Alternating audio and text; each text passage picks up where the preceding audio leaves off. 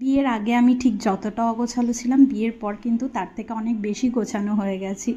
আমার প্রেগনেন্সির সময় যারাই আমার ঘরে আসতো বলতো, তুই কি সুন্দর ঘর গুছিয়ে রাখিস, কিন্তু দেখবি বেবি হওয়ার পর এই ঘর আর গোছানো থাকবে না। ঘর গুছিয়ে পরিপাটি করে রাখাটা আসলে নিজেদের ওপর ডিপেন্ড করে।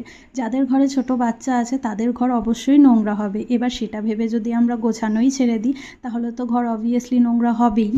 তবু তো রিশান এখনও হাঁটা শেখেনি, আর ও হাঁটা শিখলে আমি জানি আমার ঘর এর থেকেও বেশি এলোমেলো হয়ে থাকবে। তবে আমার ঘর এখনকার থেকে আগে আরও অনেক বেশি বেশি পরিষ্কার পরিচ্ছন্ন করে আমি রাখতাম।